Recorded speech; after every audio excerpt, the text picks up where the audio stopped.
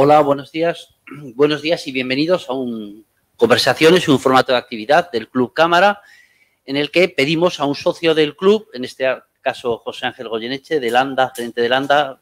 Gracias, José Ángel, bienvenido. Le pedimos a un socio del club, que nos presente a un directivo, un empresario interesante con el que compartan algún tema de interés en común para que conversen durante un rato delante de nuestras cámaras para que tengamos la oportunidad de conocerlos mejor y de conocer el tema y el sector en el que operan. En el día de hoy, José Ángel ha elegido de invitado Juanjo Vera, gracias por estar aquí, gerente de Montepino, para hablar de sector inmobiliario y de logística.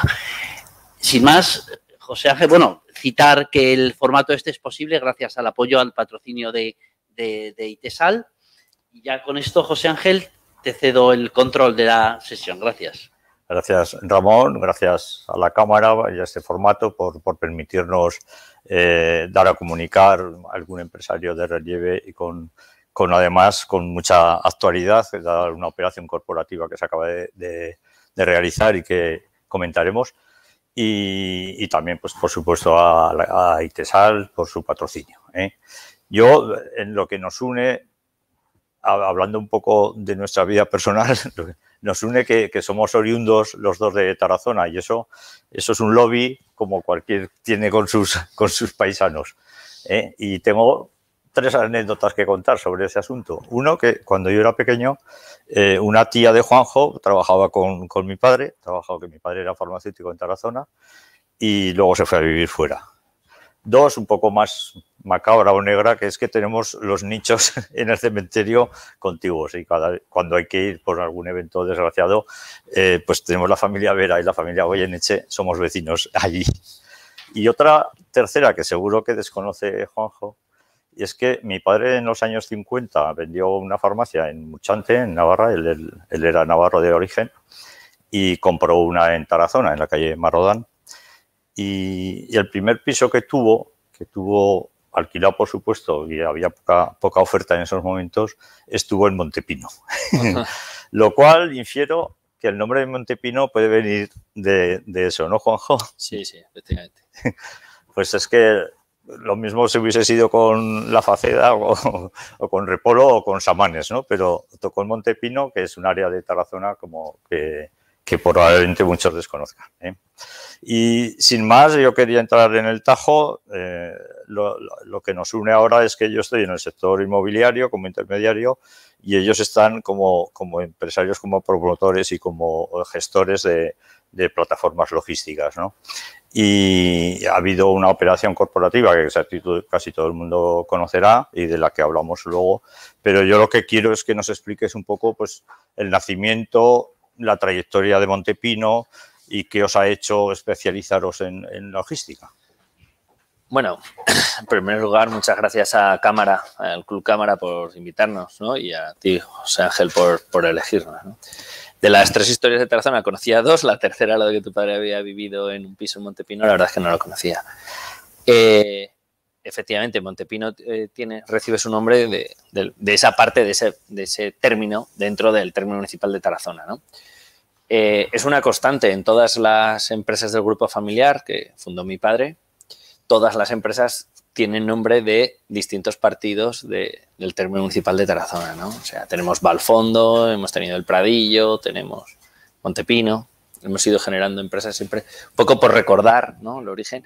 Y siempre intentamos que fueran dentro del término municipal donde la familia de mi padre, que fue gente agricultora humilde, tenía sus pequeñas fincas, ¿no? O sea, Montepino se llama Montepino porque la familia de mi abuelo tenía dentro del término de Montepino un pequeño campo, ¿no? El origen del grupo, ¿no? De dónde viene, por qué nos hemos decidido por la logística o qué estamos haciendo. Bueno, pues al final, como casi todo lo que pasa en la vida, son pequeñas decisiones que vas tomando sin una decisión clara, ¿no? Pero que te van orientando y te van llevando, ¿no? O sea, mi padre, que he dicho que es el fundador de la empresa, siempre tuvo vinculación con el mundo de la agricultura, tenía una fábrica de invernaderos, hacía bastantes instalaciones y ya fue un paso como natural, ¿no? Pues de hacer instalaciones agrícolas a poder hacer las primeras naves industriales, ¿no? Primeras naves industriales que hicimos al principio de los 2000 en los polígonos de Zaragoza, pues en Alcalde Caballero, en Cogullada, en Empresarium, Ciudad del Transporte. Fuimos haciendo pues pequeñas operaciones, ¿no? Operaciones, digamos, de lo que podríamos llamar una actividad inmobiliaria estándar. Compro un solar, lo desarrollo, vendo las naves. Da igual vender naves que pisos, ¿no? Al final es una operación relativamente similar. Y luego, pues poco a poco fuimos cambiando, orientándonos, viendo un poco las nuevas tendencias, el cambio continuo, ¿no? Que a mí me gusta mucho decir a mi gente que lo que hiciste ayer está muy bien, pero lo hiciste ayer, ¿qué vas a hacer hoy, no? ¿Qué vas a cambiar hoy que hiciste ayer? Y fuimos moviendo un poquito la empresa, fuimos cambiando. Al principio de los años tan buenos del sector inmobiliario, 2010, 2011, 2012, esa época maravillosa, empezamos a trabajar muchísimo en Madrid, en la zona centro de España, nos fuimos también especializando.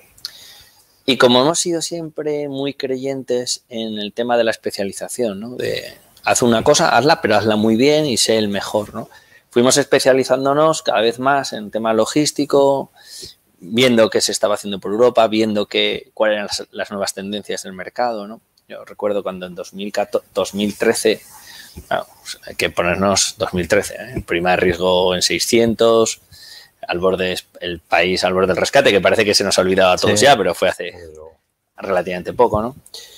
Empezamos a hablar de la gran logística, del cambio logístico que se está produciendo en Europa, de la gran distribución, de las plataformas de XXL, todo este tipo de circunstancias, pues parecía un poco locura, ¿no? Parecía que eso en España, pues el e-commerce no había acabado de despegar, que iba a costar entrar, ¿no?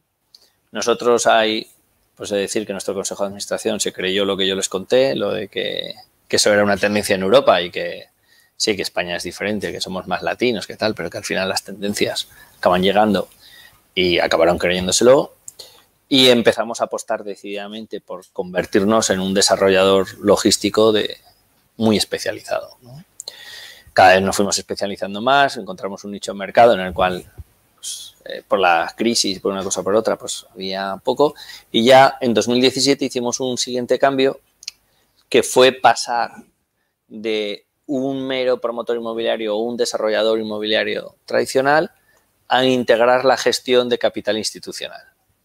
Entonces, en 2017 hicimos una primera operación corporativa en la cual entraron a participar con nosotros 23 planes de pensiones y fondos de inversión, todos extranjeros, capital americano, asiático, inglés, alemán, 23 planes de pensiones, y convertir lo que podía ser una actividad mobiliaria tradicional de compro y vendo en una gestión de capital institucional con vocación de permanencia a largo plazo y buscando la recurrencia en las rentas, ¿no? Eso en un momento en el que surgía el gran mercado derivado del e-commerce y la nueva paradigma de la logística y la distribución, pues nos permitió crecer muy rápido, muy rápido, muy rápido. Y como has dicho, pues hace unas semanas se anunció la segunda operación corporativa donde estos fondos de pensiones extranjeros han salido y estamos súper contentos y muy orgullosos de que el capital que ha sustituido a estos 23 planes de pensiones extranjeros sea 100% capital español, ¿no?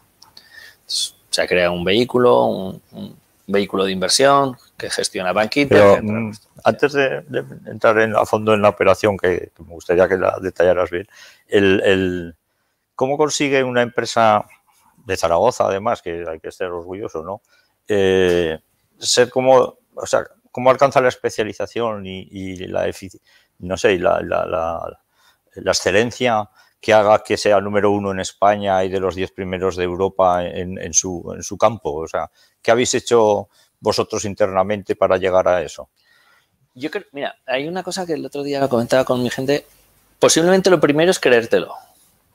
que los aragoneses muchas veces nos cuesta creernos, ¿no? Sí. Ahí están nuestros amigos de Mindual que están participando y yo se lo he dicho muchas veces, o sea, vamos a Madrid y muchas veces nos falta quitarnos la boina, ¿no? Hasta que el Sí, estereotipo de llegar a Madrid y decir, chico, pues es que estos de Madrid pues tampoco son más listos que nosotros, ¿no? Tampoco hacen. Entonces, yo creo que el primer gran paso que hace falta en una empresa es creértelo. Decir, joder, esto lo puedo hacer yo. Esto lo están haciendo otros, lo puedo hacer yo, ¿no? Eso es lo primero que yo creo que es el primer escalón, ¿no? Que hay que romper. Y luego, pues nosotros no hicimos nada especial, simplemente creer en lo que hacíamos con mucha pasión, mucho esfuerzo, mucho trabajo, dotarte del mejor equipo técnico que puedas, ir fichando cada vez a la mejor gente que vas encontrando. Y sobre todo yo siempre he querido mucho en la especialización, ¿no? Nosotros somos una promotora, gestora de fondos internacionales, pero que solo hacemos logística.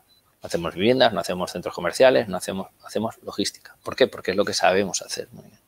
¿Y hay mucha diferenciación entre un operador y otro en la optimización? O quiero decir, porque ahora los operadores grandes siempre cuentan con vosotros, ¿no? ¿Será por el background, será por la experiencia, ¿no?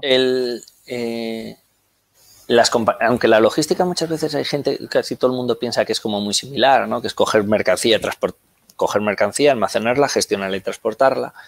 Tiene peculiaridades enormes, ¿no? Y tiene una diversidad enorme. ¿Por qué?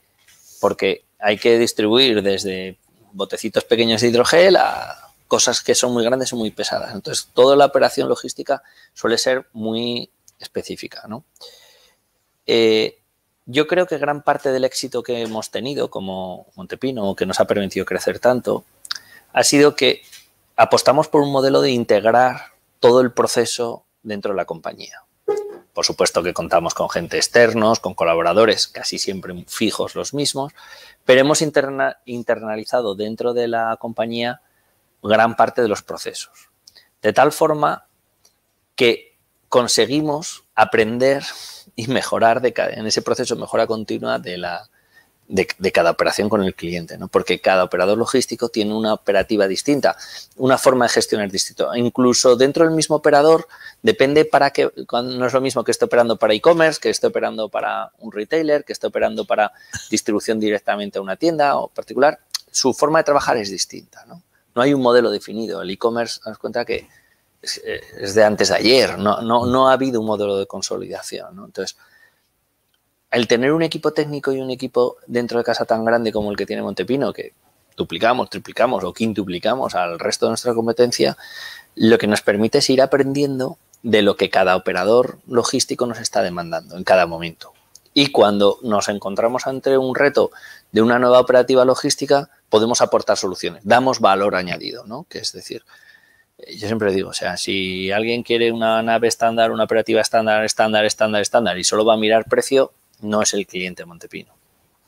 Montepino le va a aportar el estudio, el conocimiento, el know-how, el poder diseñar algo específico que se adapte como un anillo al dedo a su operativa, a sus necesidades. Y eso ha ido evolucionando y la verdad es que nos ha ido muy bien. ¿Y consideras que el mercado todavía tiene muchas bases de crecimiento, ¿no? Porque lo que dices del e-commerce o todo esto sigue habiendo, y además Zaragoza o Aragón en concreto estamos privilegiadamente dotados para que seamos protagonistas en ese crecimiento. ¿Tú crees que va a seguir así durante mucho tiempo? Hombre, seguro que sí, ¿vale? La clave es ver cuánto, ¿no?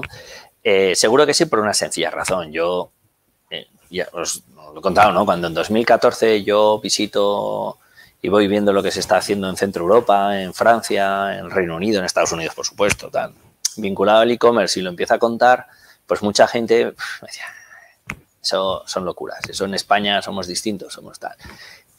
Y eso que me pasaba en 2014 me siguió pasando en el 15, en el 16, en el 17, en el 18, en el 19 y en el 19 y en el 20 hasta febrero, que yo me he pegado sesiones hablando con comités de riesgos de bancos, con inversores internacionales. Los inversores internacionales no, porque lo tienen clarísimo, ¿no? Han visto lo que pasa por el mundo, ¿no? Y yo les ponía un ejemplo que me funcionaba muy bien, que era, El porcentaje de venta en comercio electrónico en las navidades del 19-20, en España rondaba como el 5%.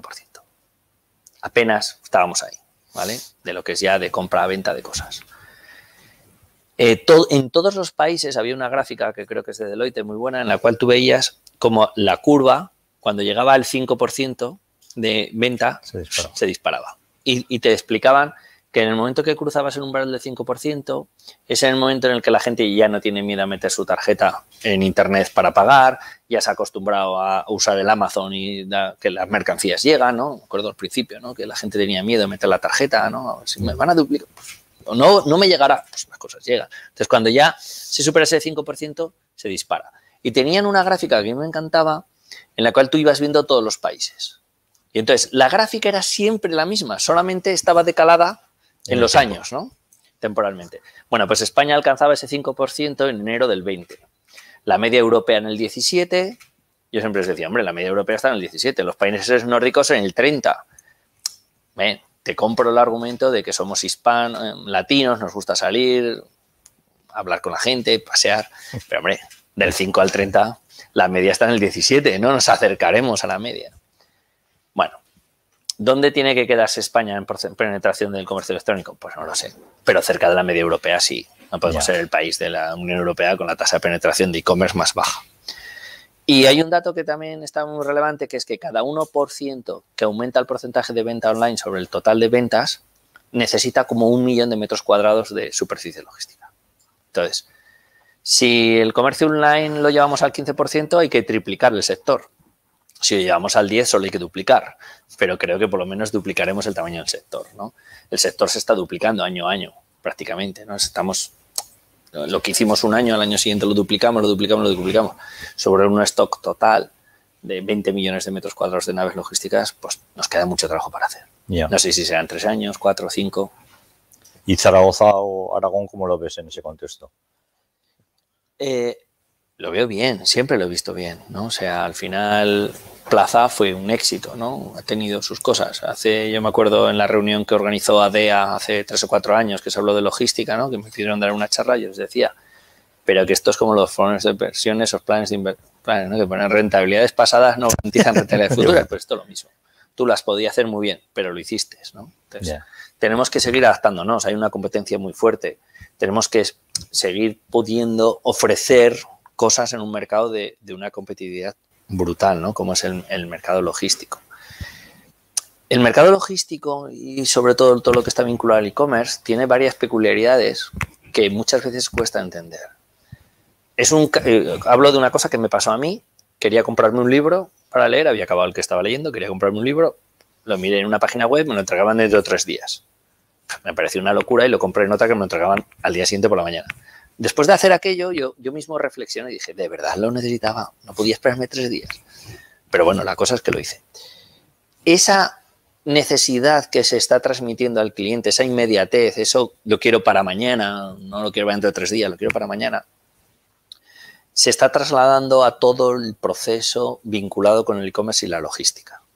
Entonces, cuando un operador logístico, cuando un cliente final, una empresa, ¿no?, que quiere potenciar su página web o que está vendiendo mucho en su página web y necesita un nuevo edificio, lo necesita para mañana, necesita para pasado, con tasas de crecimiento de 20%, 25% que tienen algunas, ¿no? Hemos visto, hace poco publicó Inditex sus datos y su crecimiento online era del 40 o el 50%, ¿no?, anual. Bueno, o sea, era una auténtica locura. Entonces, cuando una de estas empresas te llama y te dice necesito una nave logística, una plataforma logística para hacer mi e-commerce, lo quiero para mañana, lo quiero para pasado.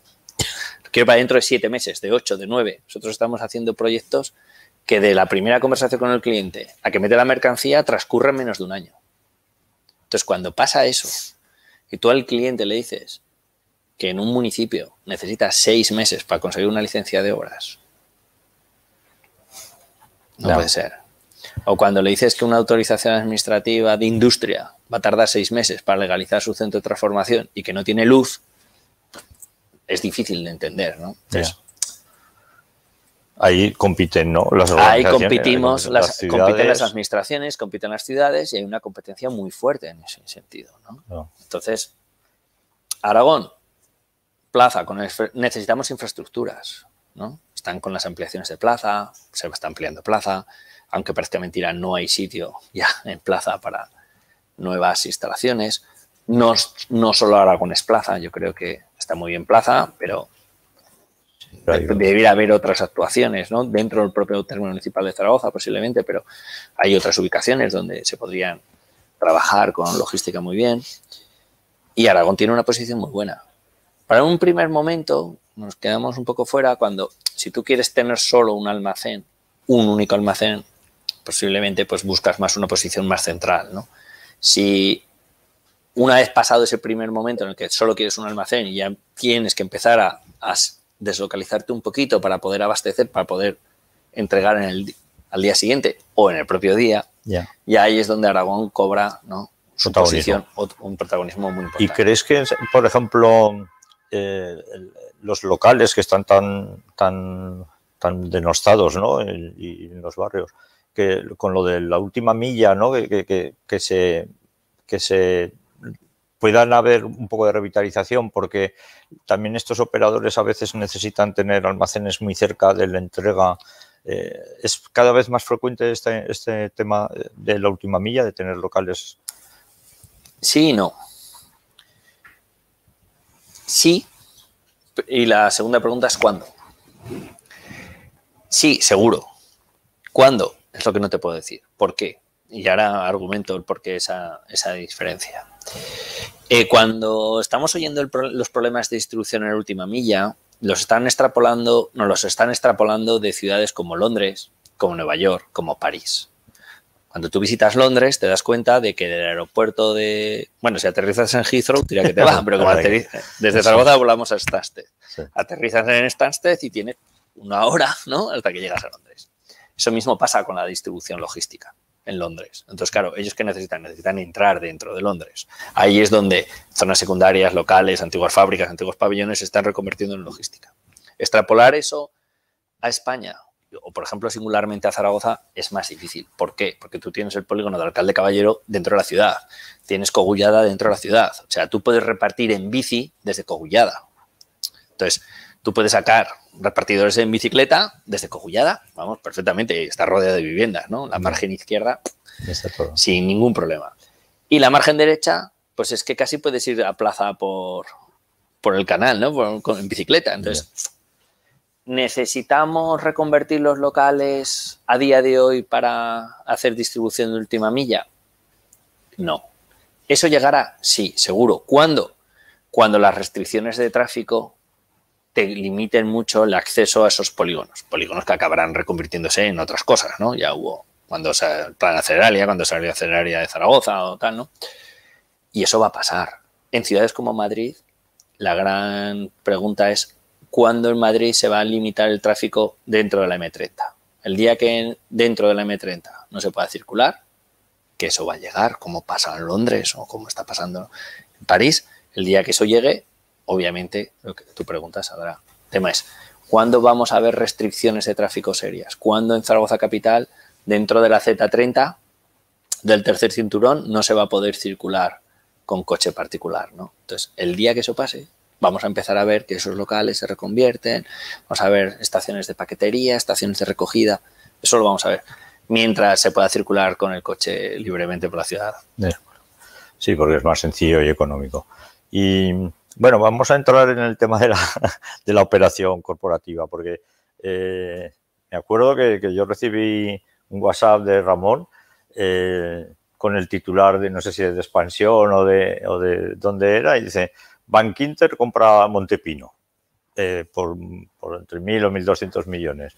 Y claro, parecía que era el titular de que el banco compraba una empresa.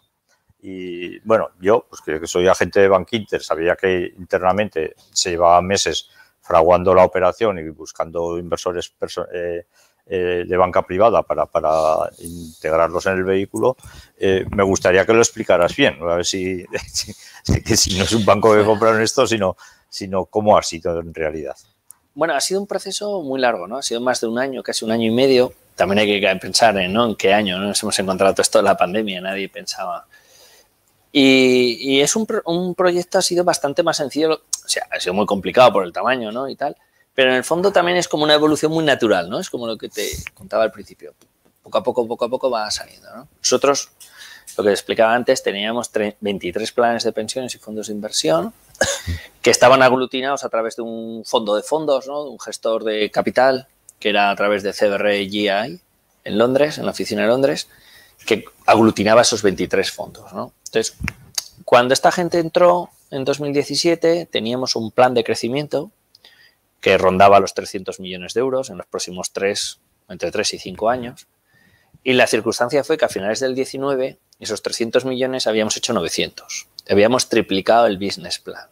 Entonces, bueno, como cualquier accionista o cualquier inversor tiene un horizonte o un objetivo de inversión, ¿no? Cuando le has triplicado el objetivo de inversión, pues hay un momento en el que nuestros inversores dicen, oye, la operación ha salido muy bien, hemos triplicado el volumen de inversión, hemos invertido muchísimo más dinero del previsto, la compañía sigue creciendo, vemos que hay un potencial de crecimiento enorme, hemos triplicado, no queremos seguir creciendo nosotros, que pensamos que no somos los inversores adecuados para seguir creciendo, ¿no? Entonces, nos pidieron la posibilidad de buscar o rotar o sustituir el capital, ¿no? No ha sido una venta, ha sido una sustitución de capital dentro del accionariado, ¿no? Entonces, se organizó un proceso competitivo, han participado infinidad de fondos de inversión de todo el mundo, distintas rondas, bueno, finalistas han ido filtrando las noticias en prensa, hay un histórico bastante grande de las noticias de prensa de la operación, hasta que al final había 2 finalistas, uno de los 2 finalistas era Bankinter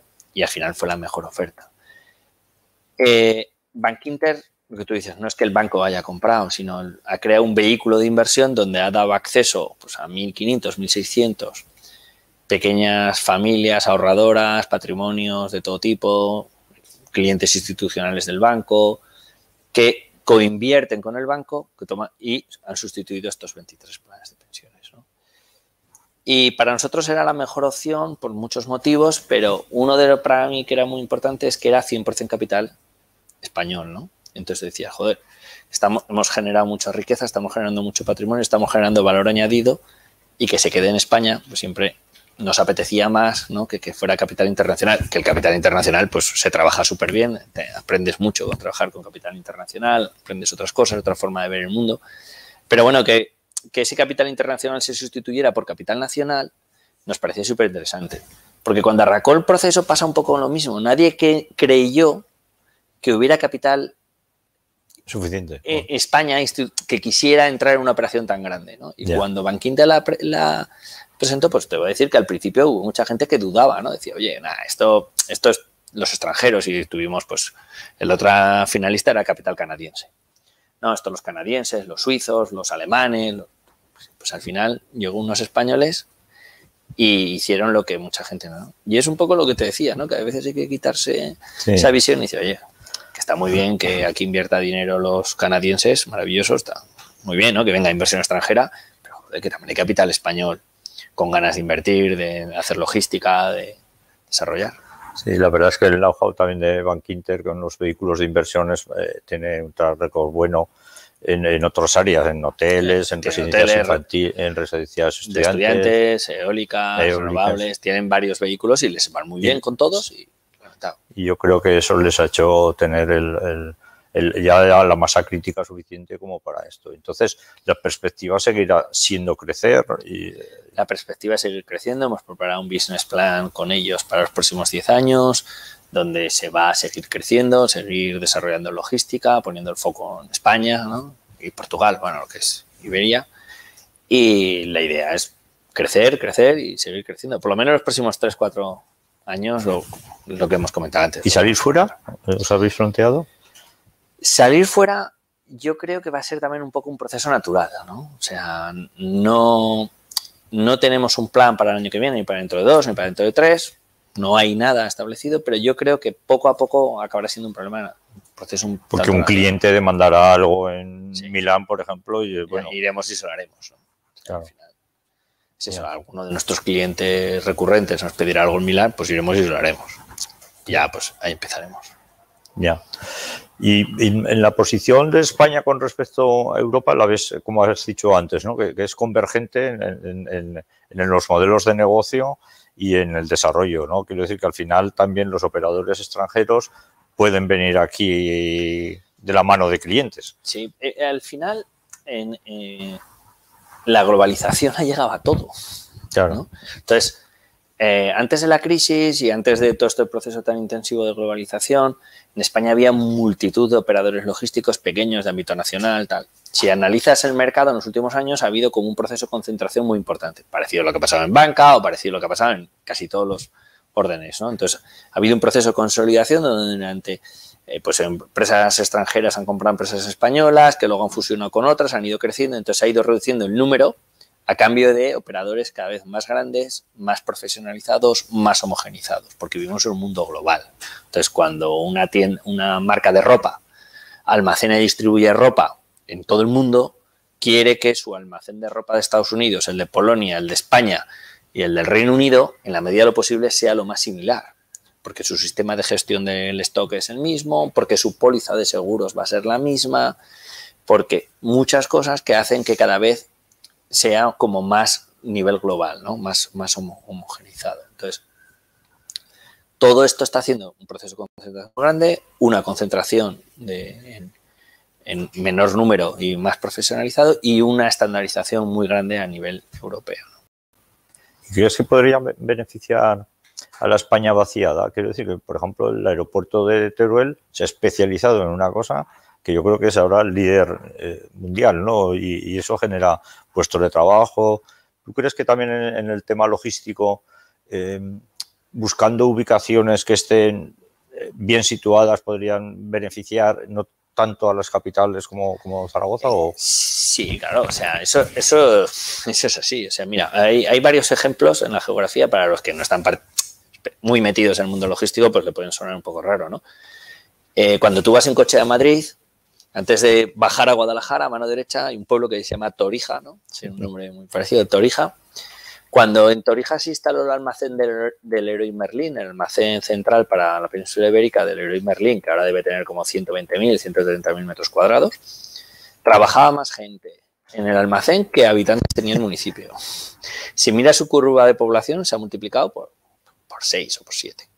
Ahora mismo ya no está solo Leroy Merlin, está un montón de operadores logísticos grandes. Nosotros tenemos una obra bastante grande allá y se ha multiplicado por 10 la población en los últimos 20 años.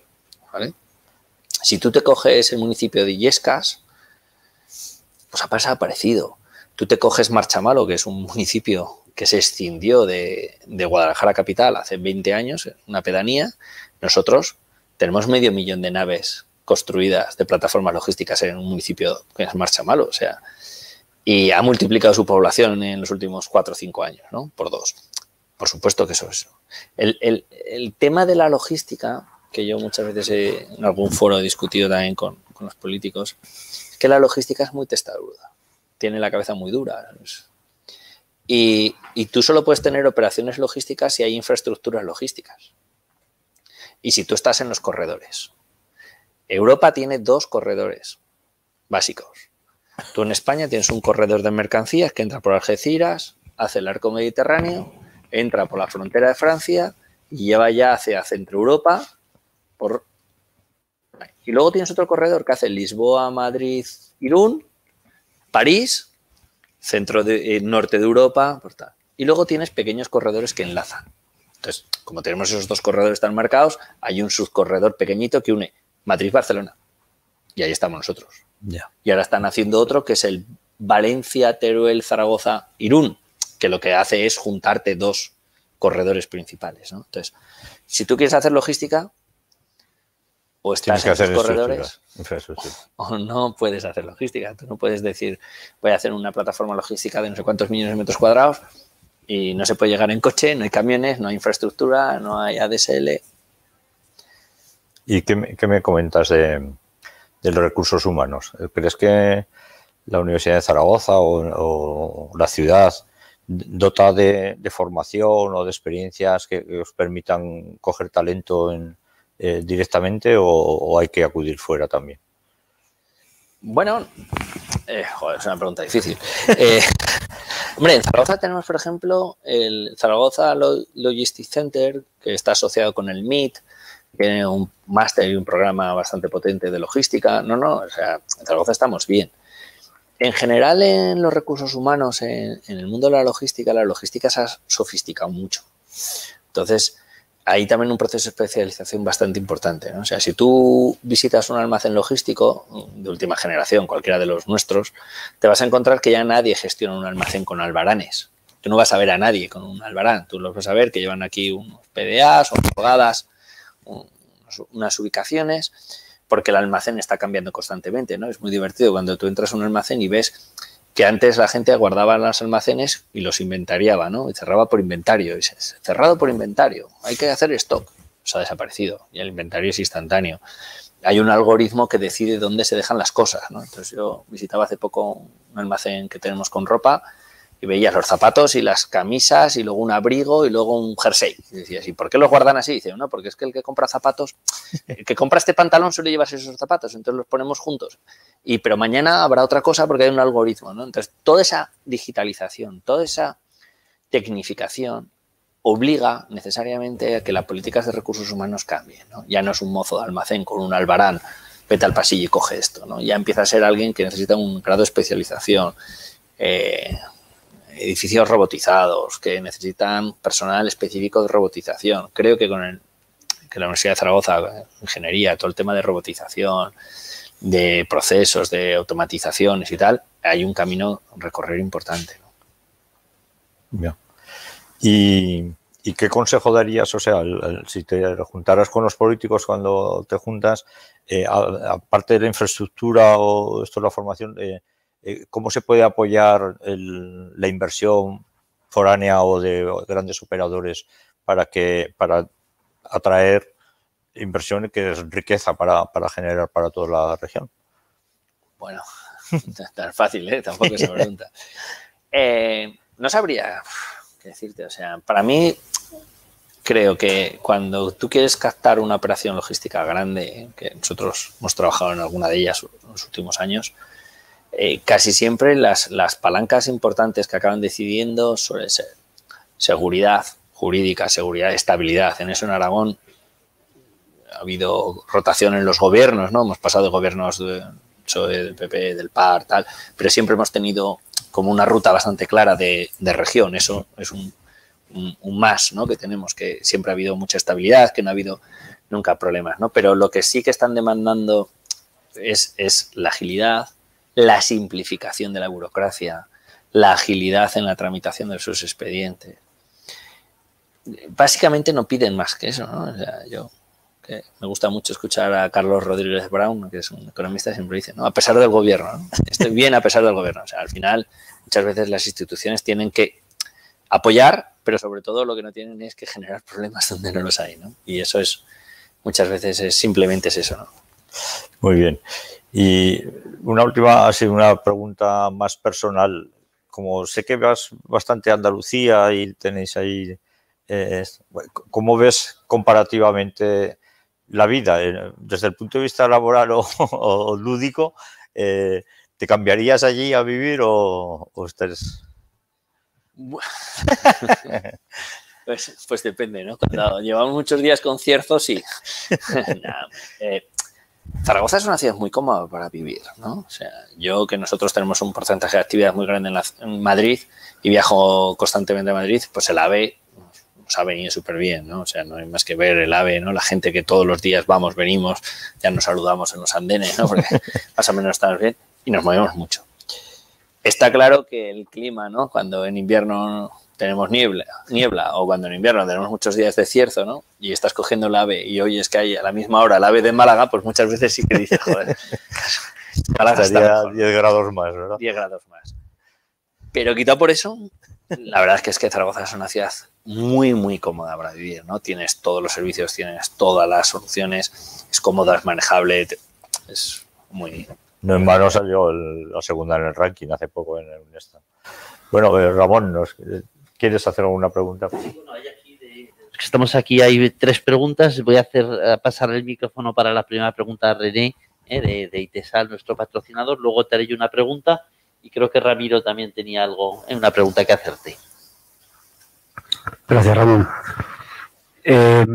me ha llamado la atención cuando decías que hoy los almacenes, como director comercial de Itesal, que además uno de nuestros productos de gama son productos de arquitectura, perfiles de aluminio a 6,5 metros, 6 metros y medio, y tenemos un almacén regulador pues con unas 2.000 toneladas aproximadamente de aluminio como pulmón, ¿no? Para poder dar un buen servicio. Y cuando te oía decir eso de que ahora los almacenes no necesitan inventario, estoy por ponerte un reto, pero bueno. Pero bueno, entiendo que nuestro producto tiene sus particularidades y no tiene nada que ver con el tipo de modelos de negocio que comentabas antes.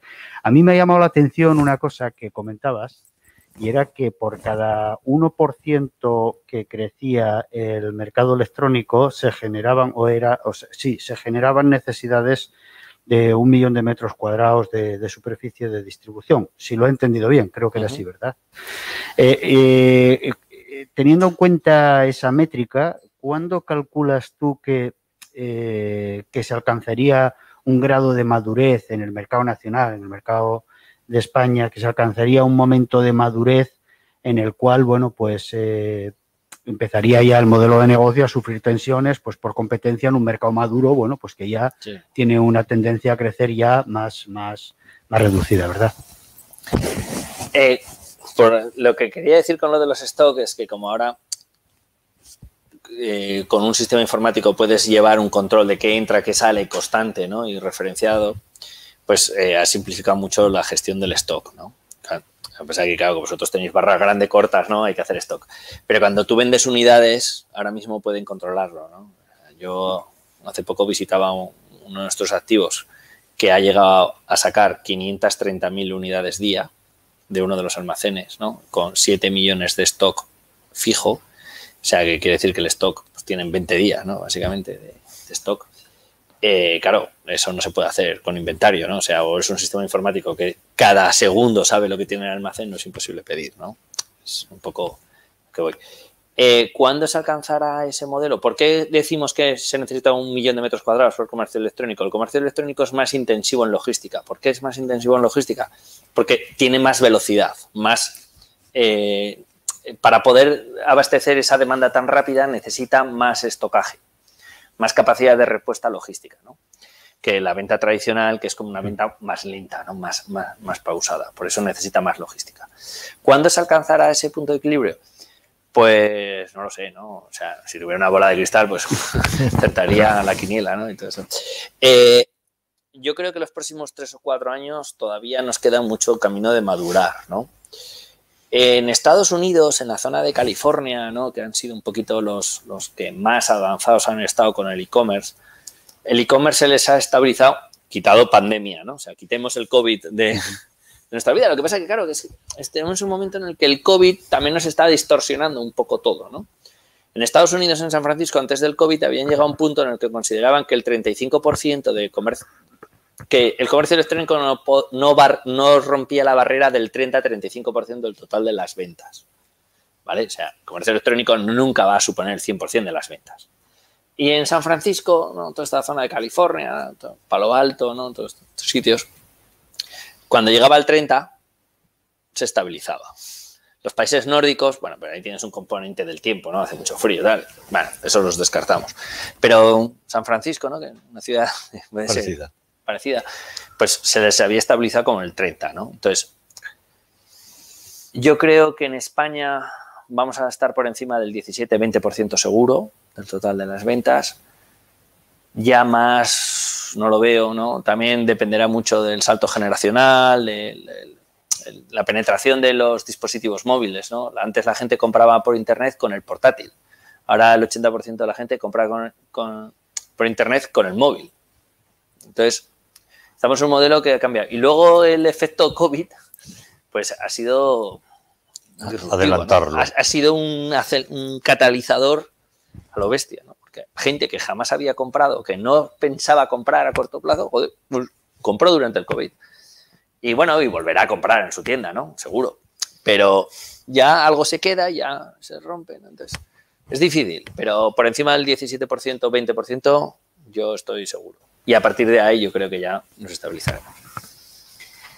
Sí, yo, Juanjo, te voy a preguntar por e-commerce. O sea, da gusto oír hablar a una persona de e-commerce desde el negocio, desde con los pies en el suelo, desde el movimiento de cajas, porque muchas veces te oís hablar de e-commerce desde un plano teórico que ya dudas incluso si saben de qué va el negocio, etcétera, de lo de movimiento de cajas y de locales, etcétera.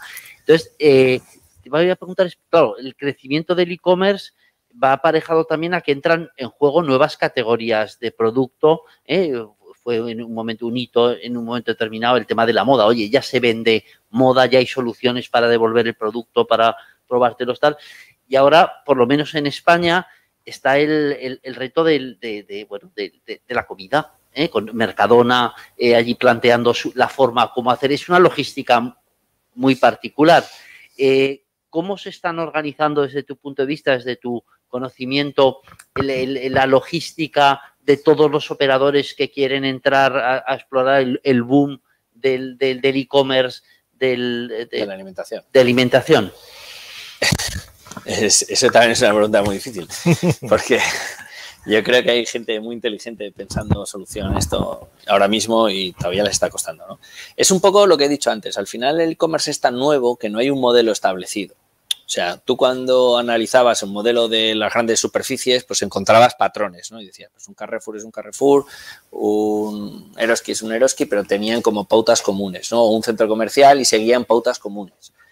El e-commerce todavía no nos ha permitido desarrollar un modelo estable, ¿no? Entonces, digamos que cada uno pues, ha apostado por un modelo y están, pues, y luego, pues, supongo que dentro de unos años empezará a consolidar, ¿no? Entonces, no hay una receta de e-commerce, ¿no? Tú dices, Amazon gestiona el e-commerce de una forma, Inditex gestiona el e-commerce de otra forma, Alibaba lo hace de otra forma, cada uno lo hace de una forma distinta, ¿no? Empezamos a ver que sí que hay cosas en común. Y el siguiente paso para España es el de la alimentación, ¿no? Entonces, en un primer momento, por ejemplo, Mercadona optó por hacer el e-commerce desde las tiendas, como hace el Corte Inglés, como había hecho el Corte Inglés toda la vida, ¿no? Cuando comprabas por el supermercado del Corte Inglés por teléfono, ¿no? Que es el nacimiento de esto. Entonces, simplemente es alguien que va por una tienda, compra y te manda el pedido. Eso, que es un camino que ya han recorrido, se han dado cuenta de que no es un camino que funcione, porque tus horarios, tus políticas son distintas. Eso, por ejemplo, sí que lo hemos visto, los de la moda lo han aprendido. Pasan los años y es un camino que ya han hecho, ¿no? Que la logística vinculada al e-commerce hay que tratarla distinta que la logística vinculada a tu tienda, porque los horarios son distintos. Porque la persona que hace la compra posiblemente en la página web de Mercadona la va a hacer a las 3 de la mañana. O a las 4, o el domingo por la noche, o tal, ¿no? Entonces, como tiene horarios distintos, tiene formas, ritmos distintos, es difícil meterlo dentro del mecanismo, ¿no? Mercadona ya ha evolucionado, está con el proyecto de las colmenas, vamos a ver. Amazon está ya en Madrid, pues tiene el Amazon Prime con servicio a 2 horas, personalizado. No hay un modelo consolidado, se están viendo los distintos modelos, pero que también va a ser una realidad a corto plazo, eso no hay duda, ¿no? El seco, lo que no está refrigerado, pues ya estamos viendo que lo hacen con bastante facilidad. El reto es el fresco, ¿no? Que no se rompa la cadena de frío, que tú puedas comprar, tal. Entonces, eso le está costando un poquito más. También no hay un modelo que extrapolar fácil de Europa. ¿Por qué? Porque los españoles pues comemos más fruta, más verdura, más pescado que los ingleses, descontado, que tal. Entonces nos gusta mucho, entonces en nuestra cesta la compra eso pesa mucho, el porcentaje, ¿no?, de fresco que tenemos nosotros es muy importante, entonces todavía no está claro. No, siento no poder daros una respuesta porque es que no la tengo. Está, ¿no? todo por descubrir. Está todo por descubrir, ¿no? Hola, Juanjo. Buenos días. Gracias por tu masterclass de logística. Ha sido súper interesante. Yo soy entendido, ya sabes que yo hago instalaciones eléctricas y no soy entendido en logística, pero al hilo de lo que decía Ramón, que casi me quita la pregunta, está habiendo en este momento otro movimiento logístico productivo en la zona de Pila, que es Bonaria. Bonaria es otro monstruo logístico, pienso yo. Y no sé si conoces algo del proyecto, si nos podrías dar tu opinión sobre sobre este fenómeno, que al fin y al cabo es un fenómeno también. Sí, no conozco el proyecto de Epila en profundidad, ¿no? Más allá de lo que he leído en prensa, porque no hemos participado en nada, ¿no? Pero sí, hombre, claro, al final Bonaria no deja de ser una distribuidora de alimentación, ¿no? De producto, que al final es todo logística, o gran parte en su parte matadero, su parte logística. Y engancha un poco con la pregunta de la España vaciada, ¿no? O sea, no quiero decir que Epila sea una zona vaciada, pero es una zona donde hay una infraestructura muy grande que va a generar un polo de atracción muy grande. ¿Pero por qué? Porque está en el eje, está en el corredor. El polígono está con acceso directo a la Nacional 2. Claro, ¿no? Es súper importante. Yo muchas veces cuando hablo de logística hablo y digo, mira, es que la logística está limitada por una sencilla razón. Un camionero solo puede conducir 8 horas al día. Tiene 24 horas, conduce 8 y el resto del camión está parado. Entonces, todo se basa en ese módulo, en qué hace mi camionero sus 8 horas, ¿no? Entonces, Epila, lo bueno que tiene es que tiene el acceso a la Nacional 2 a 100 metros, ¿no? Por eso se desarrolla Epila. Tú coges esa infraestructura, te la llevas 70 kilómetros carretera adentro y lo has matado. ¿Por qué? Porque de las 8 horas va a perder una. Entrar y salir. Estás muerto, ¿no? Solo tienes 8. Y es eso. Y pues el desarrollo de Epila va por ahí. No lo conozco en profundidad.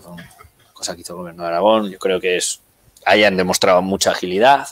En un tiempo récord han tramitado el expediente, han generado un suelo donde no había suelo. Yo se lo cuento muchas veces, aunque no vaya con la pregunta al hilo, ¿no?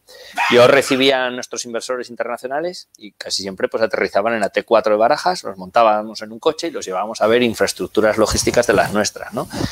Marchamalo, kilómetro 52, Torija, kilómetro 72 de la Nacional 2, con la R. Entonces miraban alrededor y decían, ¿y por qué nos decís que no hay suelo? Que no hay disponibilidad de suelo.